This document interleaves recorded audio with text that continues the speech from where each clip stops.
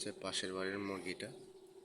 তো কালকে দেখলাম যে ওই মহিলা এদিকে ওই মুরগিটা কিনে নিয়ে আসছিল। তো জিজ্ঞেস করছিলাম, তো এটা নাকি পালবে, ডিম বাচ্চা করাবে। তো আমার তো এখন মোরগ আছে, পাশাপাশি বাড়ি আমার। তো সেক্ষেত্রে উনি আমার মোরগ দিয়ে কাজ চালানোর জন্য মুরগিটা কিনে নিয়ে চলে আসছে।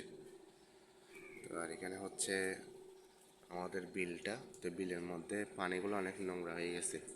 এখানের বারাঠিগুলা এখানের মধ্যে ময়লা আবর্জনা ফেলে পানিগুলো একদম নোংরা করে দিচ্ছে। এগুলা খাল হয়ে গেছে কফির মতো একদম।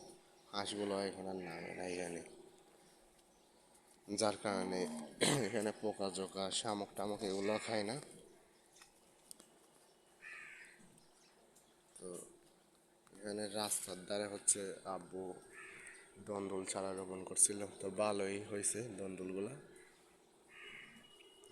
অনেকগুলো ফুলও আসছে, অনেক দন্দুল, ছোট ছোট দন্দুলও ধরছে। তো এখানে আছে তিনটা, আর এইখানে আছে একটা। তো দেখতে ভালো সুন্দর দেখা যাচ্ছে। আরেকটা এখানে ছিল যে এটা কখনো খেয়াল করে নেই, নাকি আব্বু বীজের জন্য রাখছে তাও যায় না। তো এটা একদম পেকে গেছে, এটা বীজ নিতে পারবে এটা দেখে।